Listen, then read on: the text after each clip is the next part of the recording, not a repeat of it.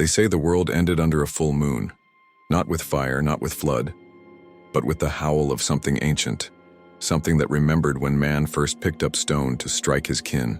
The old cities crumbled, the skies turned to ash, and from the bones of civilization rose the packs. You see, the end wasn't sudden, it was patient, like a wolf stalking its wounded prey through a dead forest. When the stars blinked out and the blood tides rolled in, it was not man who ruled the night, but the beast we used to bury in bedtime stories, the werewolves, apex predators carved from nightmares and grief. Among them, one name carved itself into the dirt and the flesh of the fallen: Dante, the alpha of the Lunar Clan. His claws ended kingdoms, his howl silenced gods, but all monsters carry scars, and Dante's were etched beneath his skin. This is a tale soaked in dread, threaded with guilt, howled through broken teeth beneath a moon that weeps red. It is a post-apocalyptic werewolf story, one not of conquest, but of collapse, one not of survival, but of sacrifice. This is the Moonblood Covenant. Before we begin, mark this moment, like wolves scenting blood on the wind. If you're drawn to shadows, if the hunger for the truth behind the transformation pulls at your soul, then listen closely. Like this tale, share it with your pack, subscribe to this hollow frequency, and strike the bell, so when the next full moon rises, you'll be ready. We don't all survive the telling, but some stories demand to be remembered. Now hush, the moon is climbing and the blood is stirring. The covenant begins. The wind slithered through the ruins like a whispering ghost, coiling around broken towers, skimming over the bones of highways and hissing through moon-cracked windows. This was once a city. Now it was a hunting ground. Steel was rust, glass was ash, and the streets bled silence except when the packs came to feed. Dante stood atop the crumbling husk of a parking garage, backlit by the rising blood moon. His silhouette was monstrous, taller than any man, broader than any beast, eyes like molten iron. His breath steamed into the night like the exhale of something barely contained. He wore no crown, but the howls of the Lunar Clan rose behind him like war drums. They worshipped him with fear, and he wore that fear like a mantle. Below, a rival pack ran screaming through the remains of a metro station. They were young, desperate, cubs with teeth but no strategy. They didn't know this was bait. Dante had planned this slaughter with the precision of a general and the cruelty of a god. The first to fall was torn in half mid-shift. The second fled and was dragged back by his entrails. The rest died gasping, choking on their own growls. Dante did not speak. He didn't need to. His presence was the sentence. The kill was the punctuation. And yet, when the last howl died and the dust settled, Dante remained still. Something inside him recoiled, not from the blood, but from what came after. The silence. It always came after. And in it, the screaming began. He turned to leave, but stopped. His hands, his claws, were trembling. Then he saw it. Movement beneath the skin of his forearm. Not muscle, not sinew. Faces. Dozens. Snarling. Screaming. Pale hands pushing against the inner wall of his flesh like a membrane of guilt. Dead wolves. Ones he'd killed. Ones who had trusted him. They were inside him now. Buried in meat. Scratching to get out. Traitor, one whispered. Murderer, another breathed. And then one, just one, used a voice that shattered him. Father. The moon above flickered red, then white, then something darker. And Dante collapsed to one knee, clutching his chest, howling not in pain but in memory. The rumors begin. By morning, the younger wolves whispered. Not about the massacre. No, that was expected. But about their alpha. They had seen him falter. They had seen his eyes go hollow. They had seen fear. He's haunted, said one. Touched by the moon, muttered another. He's breaking. In the Lunar Clan, fear was law. But hesitation? That was treason. That night, Dante stood alone in his den. Once a penthouse suite, now a mausoleum lined with trophies. He stared into a broken shard of bone glass, a reflective obsidian knife used for ceremonial sacrifice. His own face looked back and smiled. But it wasn't his smile. It was wider. Hungrier, a mockery of guilt. He hurled the blade, but it did not break. Nothing ever broke, not until it was time. He heard laughter in the vents that night. The kind of laughter that follows you into dreams. The kind of laughter that only comes from things you've buried alive. A vision on the seventh night, beneath the waxing moon, Dante stood in the ruins of the old stadium, now the Crucible Circle, where law was written in blood. He was alone, or so he thought. A wind rolled in, thick with ash and memory, and then a figure emerged, hooded, barefoot, a shaman of the old packs, one of the pale ones who remembered time before the howl. You've grown sick, the shaman said. The guilt rots you. Dante bared his teeth. I feel everything. That's the point. The old one held out a vial. Silver liquid. Thick. Trembling. Drink. You will feel nothing. Not the claws, not the screams, not the moon. Dante turned away. If I stop feeling, I become the beast. And I've already spent too long wearing its skin. The declaration. The next full moon rose like an eye-opening to watch the world bleed. And beneath it, Dante did the unthinkable. He stepped into the circle alone. He raised his voice for the first time in a decade. It was not a roar, it was a sentence. I invoke the Moonblood Covenant. Gasps, growls, panic. The law was sacred, the covenant, ancient and final. Once invoked, it could not be undone. It meant death fights, one per moon, until only one remained. No allies, no mercy, no escape. You seek more power? Someone shouted. Dante's answer was colder than the grave. I seek an end.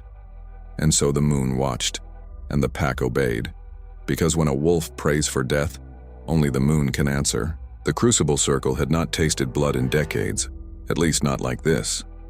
Once a cathedral, now a death pit built from its own bones, its Gothic arches had collapsed inward to form a Colosseum. Statues of saints were shattered, reformed into thrones of skulls. Moonfire burned unnaturally bright, illuminating symbols carved in ash and flesh, old glyphs that pulsed when blood spilled on stone. The Lunar Clan gathered like vultures, but they did not cheer. This wasn't celebration. This was an execution, performed one moon at a time, and at its center, Dante. The Covenant demanded no announcement, no titles, only blood, and the first challenger wasted no time. The first moon, the challenger, he was young, Elias, one of Dante's own disciples. The boy had worshipped him once, carved his name into his own chest during the first blood rite, but now his eyes were hollowed by hunger, and he came at Dante like a storm. It wasn't a fight. It was a memory, twisted into violence. Dante disarmed him, disfigured him, and ended him with mercy. One claw across the throat, quick, final. And yet, as Elias bled out, he whispered, "Why do I still love you?" The arena was silent, the shaman's warning. That night, as Dante stared into the moon, the Pale One returned. He did not speak, only held up the vial again. This time, the silver swirled with something darker, like shadow trapped in mercury. "Each soul you take," the shaman said, "you lose a piece of what you were." "I'm counting on it," Dante replied. The second moon, blood of the brother. The second challenger was older, Rurik, a brother in blood, bonded before the fall. They'd hunted together, torn through war zones, shared flesh and fire. Rurik was stronger now. Madness made him fast. Grief made him cruel. He came at Dante with twin bone blades and a laugh like broken machinery. The battle raged longer than the moon's apex. Dante broke both blades with his bare hands. But Rurik would not yield. Even as his spine cracked, even as his jaw unhinged to scream ancient curses, in the end, Dante killed him not with claws, but with a silent embrace. He held Rurik close, drove a fang through his heart and whispered, "I'm sorry." Rurik didn't speak, but his tears hit Dante's chest before his body fell. The hollowing. After the second moon, Dante stopped dreaming. When he blinked, he saw memories, not his own. A field of flowers, a child's hand, a fire made from wedding dresses. Images that didn't belong to him, yet filled the spaces where his own once lived. He didn't bleed anymore when he fought. His wounds closed too fast, his skin grew pale. The moon's light no longer warmed him, it whispered. And the ghosts. The ghosts followed him now. They didn't scream anymore. They watched, judged, and one, just one, began speaking in his daughter's voice. The third fight, it was the third moon, and the crucible had grown greedy. It drank Dante's scent like wine, pulsing underfoot. The challenger, a twin-spined brute named Malvox, charged on all fours, teeth like rusted nails, eyes missing. The fight was animal, vicious, almost joyous. But then, mid-transformation, something paused. Dante shifted fully, but his human face remained pale, slack, stitched to the snout of a monstrous wolf. He saw it in the reflection of Malvox's eye, and in that moment, Malvox laughed, not from his own mouth, but from Dante's. A sound like knives whispering down a hallway. He killed Malvox with a scream. His own, ripped the throat out with hands, still mostly human. When the body dropped, the crucible trembled. Blood formed patterns, faces in the stone. One of them smiled. That night, Dante stood alone before the altar, surrounded by shadow wolves that weren't really there. He spoke, not aloud, but as if into the ether. If you're watching, if you've followed this far, leave your mark. Speak into the dark, lest the moon forget your name when the end comes. He placed a claw to the stone. It glowed faintly, almost as if waiting for others to answer. Consider this your warning, traveler. If you felt the weight of his sorrow, comment below. Like, share, subscribe, before the full moon claims the next soul. The covenant deepens. The fourth and fifth moons brought nothing but torment. The challengers grew savage, more beast than wolf. Some wore chains as weapons. Others, bone armor fused to their bodies. Each one Dante killed, he lost more color, more warmth. He stopped speaking. His growls grew hollow, and when he slept, when he did sleep, he could taste iron in his throat and see red in his dreams. Until one night, he awoke in the crucible, covered in blood, with no memory of the fight. He looked down. The corpse was still twitching, and written in the dirt beside it, smeared in finger-drawn blood, "You are becoming what you fear." The moon reached zenith on the 13th night, fatter than ever, leering from behind a veil of crimson mist. It did not glow. It burned. The crucible circle was silent, emptied of wolves. No challengers remained. And yet, Dante stood in the center, chest bare, arms spread as if waiting for judgment. He expected death, or perhaps nothing, but what came instead was silence that cracked the world open. The air grew thick, the light twisted, and the moon split. From the wound in the sky descended shadow. It pooled, it pulsed, it took shape. A figure rose from the altar, fur of pitch, glowing veins like rivers of magma, eyes like dying suns. It stood taller than Dante, broader, familiar. This was no wolf. This was no man.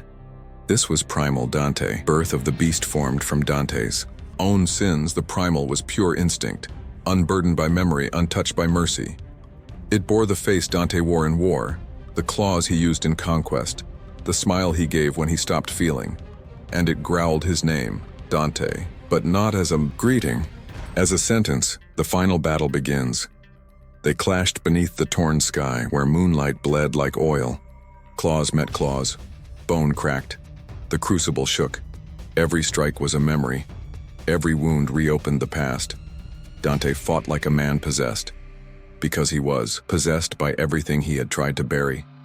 The primal tore through him, faster, stronger, a monster with no hesitation, no guilt. When it roared with every scream Dante had ever silenced. Dante was losing, and with every blow he felt himself fading, not dying but dissolving, being replaced. The crisis, forgiveness, and then a hand touched his chest, soft, pale, familiar. A girl stood in the arena, eyes wide, unafraid, not real. A memory. Daughter. Behind her stood others, the ones he had killed. Dozens, hundreds. They didn't speak, they didn't accuse, they forgave, and in their silence, Dante found strength. "I carry you," he whispered, blood trickling from his lips. "But you don't carry me." Climax. Death of the beast. Dante carved sigils into his chest, old lunar marks written in silver blood. Ancient magic, the kind used in forbidden rites. The primal lunged, but its claws sparked against the air. Halted by invisible chains forged from memory, he lunged forward, one final time, and drove his claws. Not into the beast's heart, but his own. The primal screamed, an unholy sound, shredding the sky. The two beings, man and beast, merged into one final burst of blood and light. Dawn came slowly, like a wound healing. The crucible lay quiet, no bodies, no echoes, just Dante. He knelt where the altar had once stood, his claws dulled, his eyes dimmed. The moon above him was whole again, but white, pure, silent. He rose, without roar or pride, walked to the center of the circle, and there, with blood still drying on his chest, he rewrote the pact. "No more law by fear," he said, "only by memory." There were no witnesses, but the moon listened, the wind listened, and that was enough. A city in ruin, quiet. The moon above, silver and still. In the distance, a howl rises, but not in hunger, in mourning, in hope. And Dante, for the first time in years, does not transform. He remembers, and that is his redemption. You've heard the tale of the Moonblood Covenant, but don't be fooled by the quiet. The curse was never the transformation. It was forgetting who you were before the hunger, Dante remembered. Do you? Thank you, fear seekers, for walking through the ash and howl with us. But this is only the beginning. The darkness you've witnessed here, it doesn't fade.